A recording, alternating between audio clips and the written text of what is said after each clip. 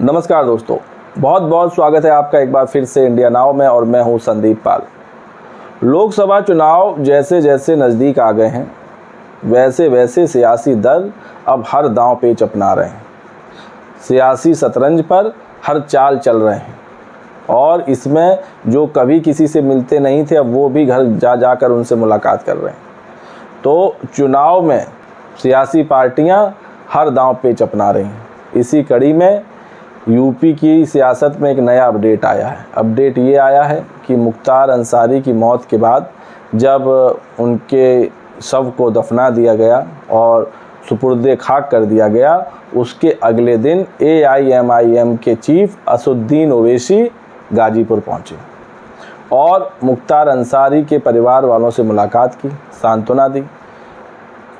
ओवैसी की इस मुलाकात को सियासी एंगल से ज़्यादा देखा जा रहा है, सियासी नफ़ा नुकसान से ज़्यादा देखा जा रहा है, क्योंकि जब मुख्तार अंसारी का शव दफनाया गया था और गाजीपुर में उनका जब जनाजा निकला था तब सपा की तरफ से कुछ नेता उसमें शामिल हुए थे।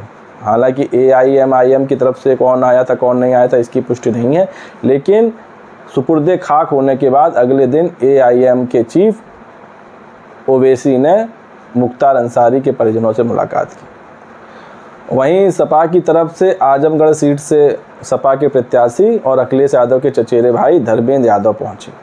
उन्होंने मुख्तार अंसारी को श्रद्धांजलि दी कब्रिस्तान जाके, जिसके बाद से सवाल ये उठ रहे हैं कि क्या अखिलेश यादव ने धर्मेंद्र यादव को भेजकर खाना पूर्ति की है।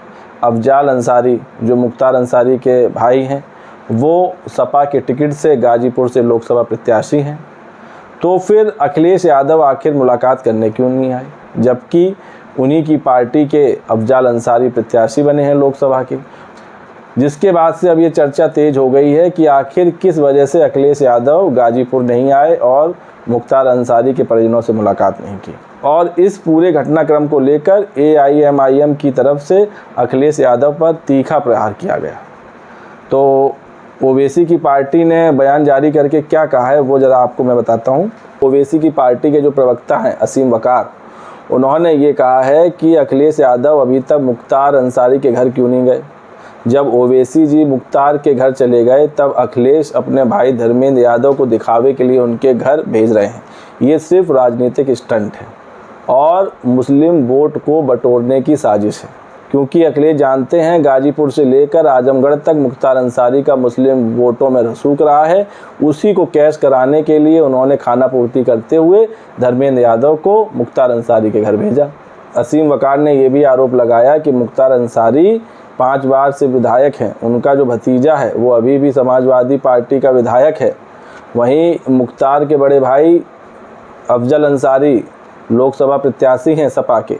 इतना सब होने के बावजूद अखिलेश यादव खुद मुख्तार के घर क्यों नहीं गए और सिर्फ एक ट्वीट कर उन्होंने खाना पूर्ति कर ली।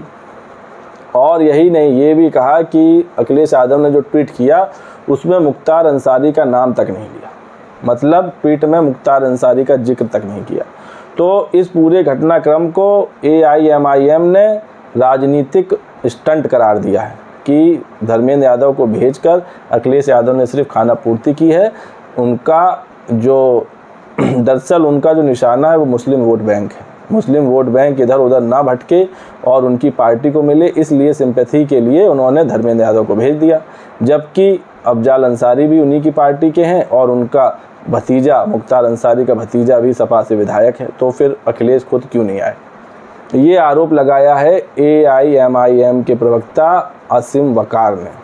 अच्छा, जब अचानक ओवैसी मुख्तार अंसारी के घर पहुंचे तो इस बात की चर्चा तेज हो गई, क्या ओवैसी की ये सियासी मुलाकात थी, जिस पर उन्होंने कहा कि हम सियासत के मद्देनज़र यहाँ नहीं आए हैं बल्कि संवेदना प्रकट करने यहाँ पहुँचे।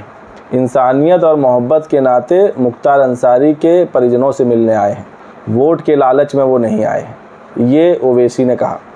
और सपा पर लेकिन आरोप लगाया कि मुस्लिम वोट पाने के लालच में उन्होंने सिर्फ धर्मेंद्र यादव को गाजीपुर भेज दिया मुख्तार अंसारी के परिजनों से मिलने। और जब मुख्तार अंसारी के परिजनों से मुलाकात हो गई तब ओवैसी ने एक ट्वीट भी किया और ट्वीट में उन्होंने क्या लिखा कि आज मरहूम मुख्तार अंसारी के घर गाजीपुर जाकर उनके ख़ानदान को पुरसा दिया। इस मुश्किल वक्त में हम उनके ख़ानदान, समर्थक और चाहने वालों के साथ खड़े। तो अब मुख्तार अंसारी की मौत के बाद भी यूपी में सियासत पूर्वांचल में और तेज़ हो गई है। सबकी नज़र मुस्लिम वोट बैंक पर जाकर टिक गई है। हर पार्टी यही चाह रही है कि जो मुस्लिम वोट बैंक है वो किसी तरह हमको मिल जाए। हालांकि बीजेपी इस पर ज़्यादा हमलावर नहीं। बीजेपी मुस्लिम वोट बैंक को लेकर इतनी चिंतित नहीं है जितनी विपक्षी पार्टियां चिंतित हैं। फिर चाहे वो बीएसपी हो, फिर चाहे वो सपा हो, फिर चाहे वो ओवैसी की पार्टी हो या कोई अन्य विपक्षी दल हो, हर कोई यही चाहता है कि मुस्लिम वोट बैंक उसको मिल जाए। दरअसल अभी हाल ही में ओवैसी ने पल्लवी पटेल की पार्टी अपना दल कमेराबाजी से भी गठबंधन कर लिया है और बताया जा रहा है कि बीएसपी से भी चर्चा चल रही है और हो सकता है कि बीएसपी भी इस गठबंधन के साथ मिल जाए। हालांकि पहले गठबंधन पल्लवी पटेल का बीएसपी के साथ होना था, लेकिन वो शायद बात बन नहीं पाई, तो वो ओवैसी से जाकर मिल गई, तो वो गठबंधन पीडीएम बन गया। अखिलेश के पीडीए की काट पीडीएम में देखी जा रही है। हालांकि मायावती के इस गठबंधन से जुड़ने की उम्मीद कमी है, क्योंकि मायावती कह चुकी हैं कि वो अकेले दम पर चुनाव लड़ेंगी। लेकिन इन सब के बीच यूपी की राजनीति और तेज। जिस तरह आधी रात को जाकर ओवैसी ने मुख्तार अंसारी के परिजनों से मुलाकात की, अखिलेश यादव की पार्टी से धर्मेंद्र यादव पहुंचे, जिसके बाद से इसको सियासी मुलाकातों के नज़रिए से देखा जा रहा है। खैर, अब देखने वाली बात होगी कि लोकसभा के चुनाव में इन मुलाकातों का क्या असर पड़ता है। क्या सपा पूर्वांचल का मुस्लिम वोट बैंक अपनी तरफ साधने में कामयाब होगी या फिर ओवैसी इसमें सेंधमारी करेंगे, ये देखने वाली बात होगी। क्योंकि बीते एक हफ्ते से ओवैसी भी यूपी में पूरी तरह एक्टिव हो गए और उन्होंने अभी मन बना लिया है कि यूपी में कुछ सीटों पर उनके भी प्रत्याशी उतरेंगे जो सपा, बीएसपी और अन्य दलों का खेल बिगाड़ सकते हैं। तो वीडियो पर आपकी क्या राय है, कमेंट्स करके बताइए। वीडियो पसंद आया हो तो चैनल को लाइक, शेयर और सब्सक्राइब करना ना भूलिए। तब तक के लिए नमस्कार।